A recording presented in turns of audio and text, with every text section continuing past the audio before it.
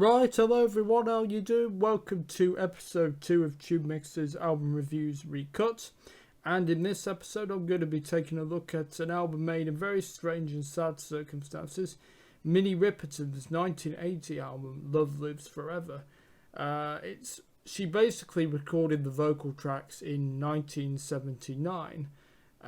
But as Minnie passed away later that year, basically they were unfinished. I think they had basic instruments on them. Put my teeth back in, Will. And yeah, they basically got redubbed with completely different new instruments, and some people were brought in to duet with her. So it's a very interesting album. Lots of big names actually on this album. So it's going to be an interesting one, right? And before we do anything, you know what I'm going to say. Run the title.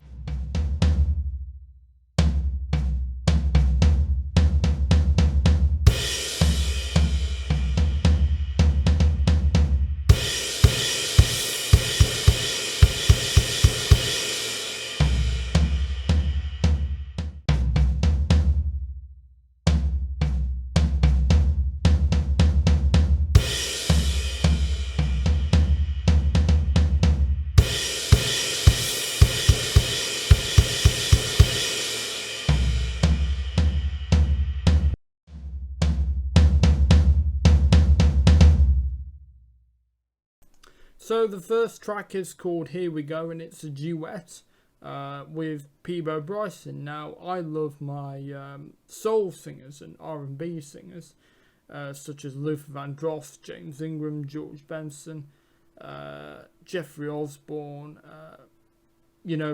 people like that. And Peabo, I've always loved his voice.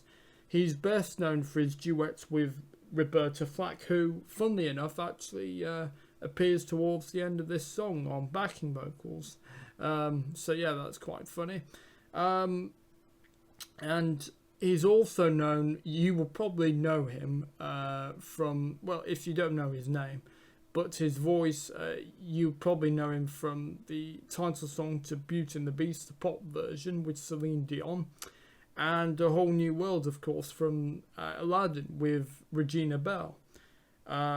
So yes, in fact, he's often known for doing duets, and of course this, well, it's a duet in the fact that, of course, he didn't actually record it with her, but, well, it's still a duet nevertheless.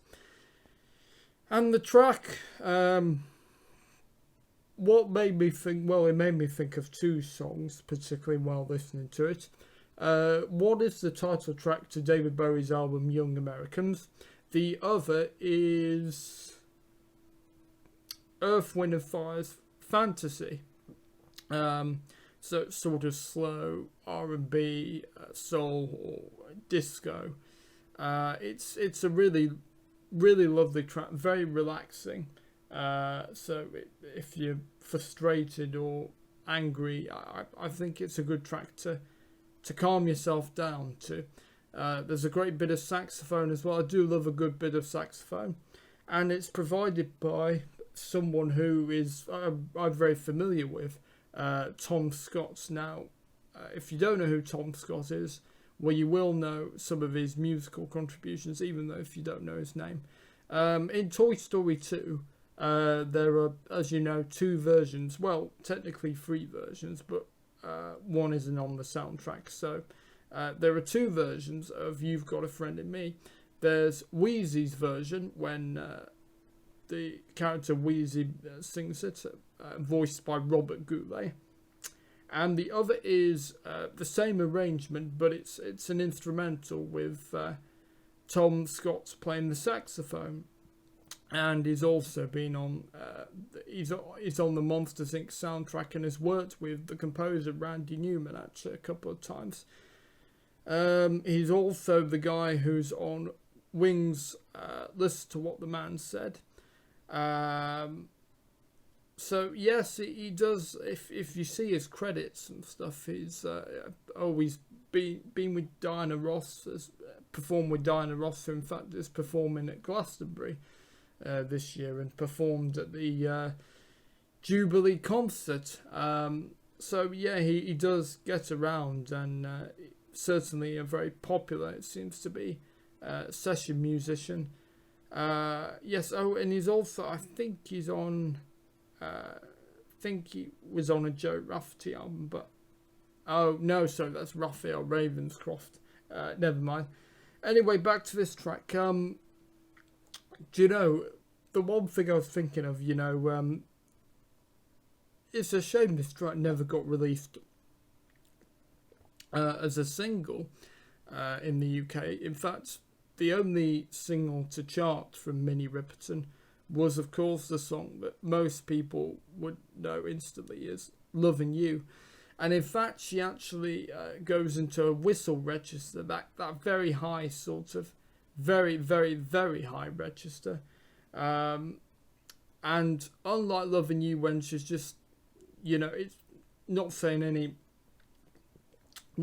any specific words while doing that. No, she actually sings "Here We Go," the words "Here We Go" in that whistle register, and it's crazy. It's almost insanity, insane, I think. So anyway, right, yes, great track. I think it's my favourite track actually off the album. I really do love it, and I thought I would because I love Minnie Ripperton and I do love Peabo Bryson, and when I found out that Tom Scott and you know, saxophone as well, I thought, well, I'm gonna love this track, and I was right. I love it. I've played it so many times. It's just such a great track. Oh, excuse me. Right, let's move on.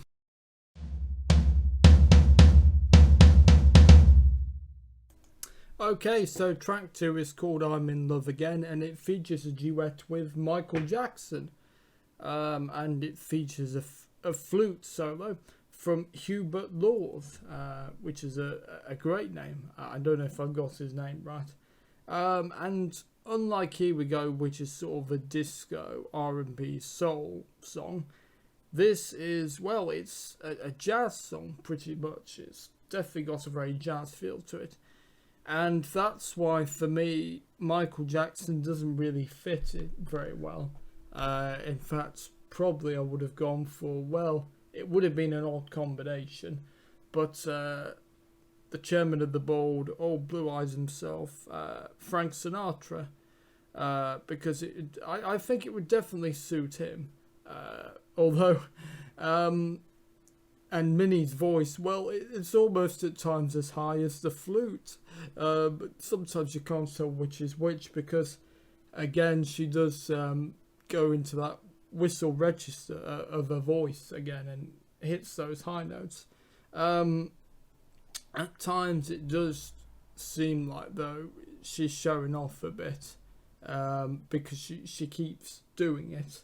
And I don't think the song really needs it. Really, it's okay. And Here We Go because it's one, you know, it's one note and then it's done. But you know, like Loving You, and but no, I just think unfortunately it just seems like she's showing off, and Michael Jackson doesn't really fit. Take Michael Jackson out, and if she cut back on the high notes, I think it'd be a good track. But those two reasons, it's not a track I'm going to be revisiting that much because it's just not, in my view, a very good track. In my view, and well, it may be a cynic of me, but Michael Jackson, of course, big star, very popular. You know, Frank Sinatra certainly was still recording, certainly by his fans, but you know, I think that Michael Jackson was hired because, well, they wanted to get some big name artists on this who would, you know, some of Minnie's friends, and I get that. And of course, with his solo career now, you know, 1918 recently left the Jacksons to properly start his solo career. And of course we had things like the album Off the Wall, which stuff like that. But yeah, it's a shame because it's a lovely jazz song, and Minnie's voice actually does suit jazz when she's not doing the whistle. When she's just singing in a normal register, she really does suit jazz very well. Sort of has that soft breathiness that, like the late Blossom Dearie, a little bit at times. So yeah, in fact, that's why I've always thought, Kylie should record a jazz album, because her soft voice, would be perfect, I think, for a jazz album. I don't mind some of her music, but I don't listen to her very often, although I do like her personality, Kylie, that is. But yeah, I think she'd be good recording a jazz album. Anyway, back to this. And sorry for me, it's not going to be a track I'll be coming to revisit, unlike Here We Go, which is just absolutely fantastic. Right, well, let's move on to the next track.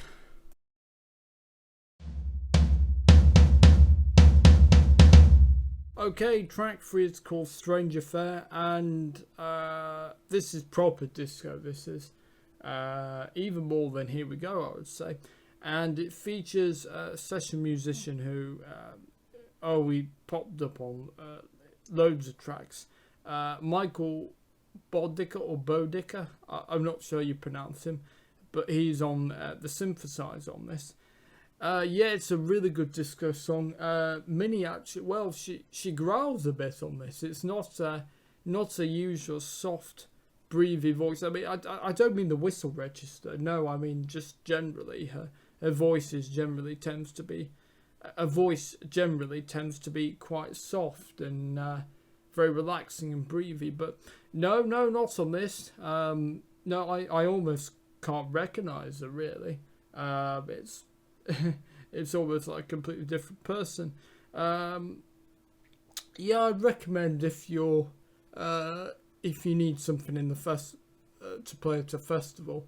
And yes, it's not the most well-known track, I know, but actually I think this gets a lot of people. I think they would enjoy this, really.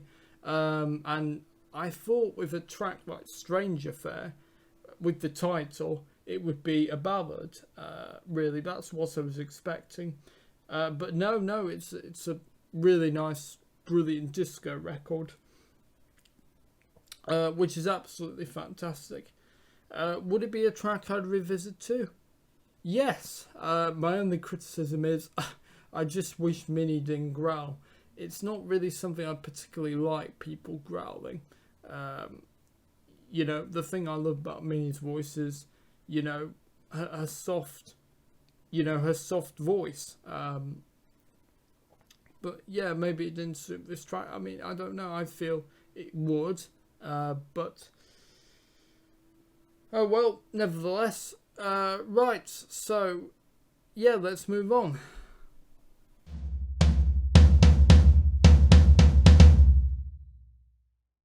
So the next track is the first one on side 2. So there's 2 sides of the album. And this is the first one to open up side 2, as I said. And it's called Island in the Sun. And Tom Scott is back on saxophone duties on this. And it reminds me of Stevie Wonder's Isn't She Lovely? And in fact, Stevie was a mate of Minnie Ripperton. And also is actually responsible for why the album is called Love Lives Forever. I'll tell you his quote at the end of the video. But back to this, yes, when I heard that, I just wanted to sing the lyrics to Isn't She Lovely, because you could, but it's a very similar sound, really catchy, like Isn't She Lovely, and also it also reminds me of a bit The Times' Miss Grace. One of the great soul singles from the 70s. So yes, it reminded me of those two, and definitely a track I'll be revisiting, and really catchy. Minnie is basically back to. She doesn't use a witch. Put your teeth back in. Well, she doesn't use her whistle register on this, and but she's back to a soft voice that you know her for, basically. And it's a really great track, and I'll definitely be going back to revisit it. Right, let's move on to the next track.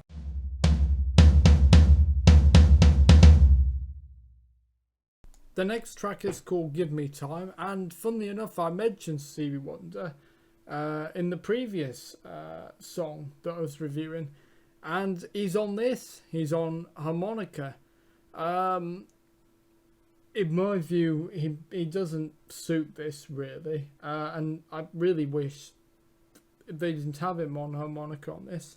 I think he should have been on the previous track, Island in the Sun, because it would have suited him really well. And yeah, it would have been nice to have a vocal performance, because I think if you're only going to have Stevie Wonder's harmonica, and in my view, you know, you're reducing him to a session musician really, because, you know, obviously, yes, I know that he's famous for playing the harmonica, but, you know, I also think, you know, you're wasting him by not having a vocal from him.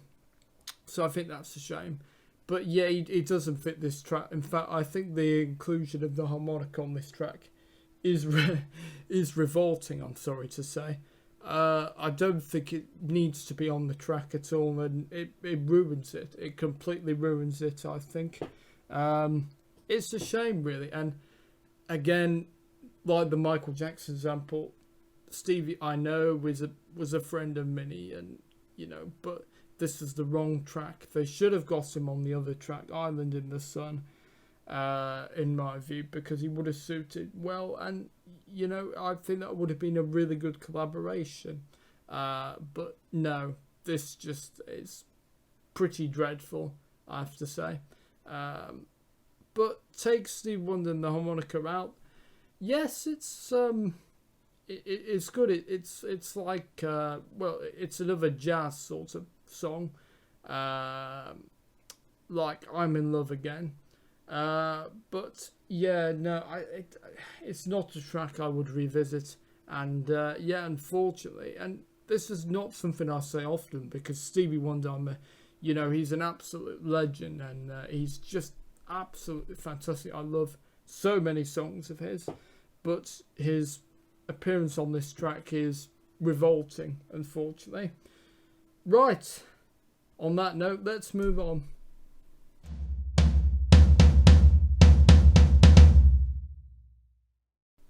So the next track is called You Take My Breath Away, and it's duet with George Benson, a singer who I'm a big fan of, actually. Really enjoy most of his songs. I don't think there's a George Benson song I don't like. And he fits perfectly with this song. And he was a mate of Minnie, actually. And there's a video of them, several videos of them performing, which you can find actually on YouTube. And yes, they do seem to be very close from that. So you could get why he's on the album, and also the past year before this, 1979, he had a hit with Love Ballad, and in 1977 he had a hit with The Greatest Love of All, later recorded by Whitney Houston. And in the same year that this album was released, 1980, would be a good year for George. Just 2 hit singles from his album Give Me the Night, the title track, and Love Times Love, which are big hits for him and the album, and actually really important because it marks George's move from being, well, of course he's never left jazz, but it's sort of adapting to fit the pop, soul and disco world, which, you know, now most people, if they say George Benson, they'd think, oh, Give Me the Night, you know, and stuff like that. So yeah, yes, I really like this song, in fact, and it name checks Stevie Wonder on the lyrics. Yeah, he's not left the room, clearly. And it actually is quite. It sounds like Stevie Wonder's Mr. Know-It-All, actually, or he's Mr. Know-It-All, which was a hit for him in the 70s, I think, or 80s. I can't quite remember, but it definitely, if you know that song, it sounds just like that. And yes, it's a really, really great duet. Minnie doing the whistle register again. She just can't help herself. And yeah, it's a track I will be definitely revisiting, I think. Right, time to move on to the final track.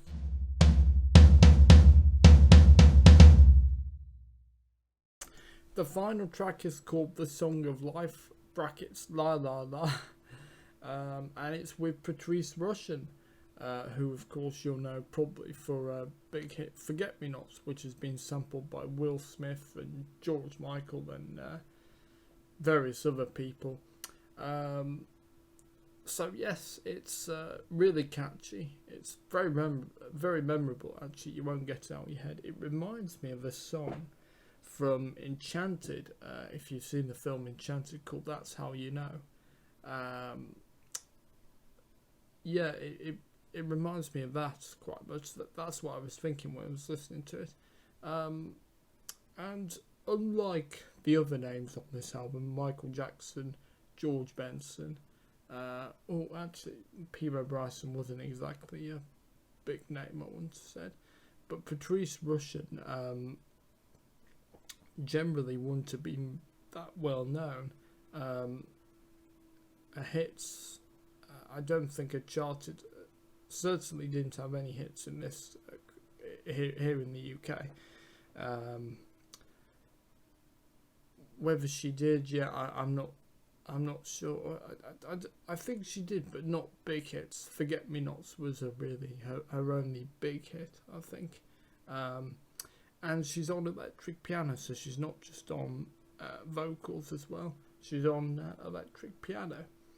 And yeah, you'll never get it out of your head. It's quite repetitive, but yeah, it's a good song. It's a really good song, and Minnie briefly goes into a whistle register. I know I mentioned it so much, but it's a bit of a trademark from her, really, isn't it? It wouldn't be Minnie Ripperton if she didn't do that. In fact, that's probably the first thing that people would think of Minnie Ripperton is her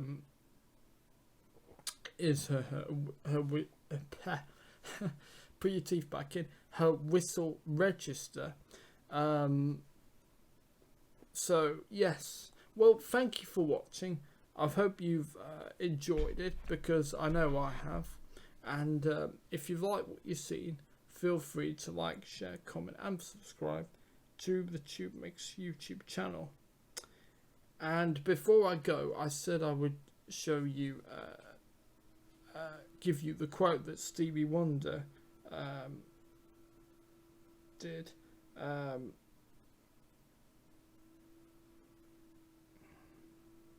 So yeah, just hang on there, and I'll get it for you.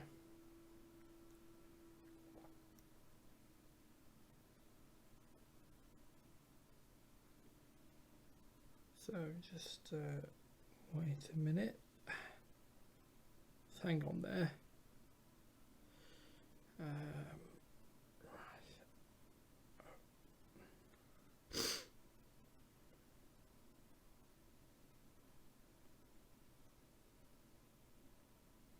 Well, actually, I've got two quotes for you.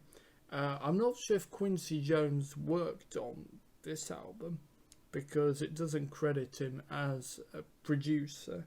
It credits Minnie's husband Richard Rudolph and Johnny Pate. But there are two great quotes. Quincy Jones, now I told you that Minnie recorded her vocal tracks. By the way, it was 1978, not 79. But yes, so 1 year out, as Ken Bruce would say on Popmaster.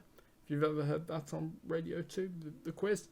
Anyway, so I've got two quotes for you. first of all, Quincy Jones described the project as keeping the bridge but moving the water. That's good. I like that, actually. So basically, the back cover, if you have the album on vinyl, it contains a quote from each artist who is on the album, which I think is such a great idea, and the signature. And Stevie Wonder does a thumbprint, and this is a quote that inspired the album's title. So, I miss you because I cannot touch you, but then again, I guess that I can because you're touching me. So love lives forever. Isn't that beautiful? I mean, I have no romance in my soul, but that's just really beautiful and really touching and just fantastic. In fact, that's worthy of a lyric, isn't it? So yeah, just absolutely fantastic. Well, thank you for watching. If you've enjoyed what you've seen, remember to like, share, comment and subscribe to the TubeMix YouTube channel. And I will see you next time for episode 3 of TubeMix's Reviews ReCut. Until then, thanks for watching. Cheers, guys. Bye-bye.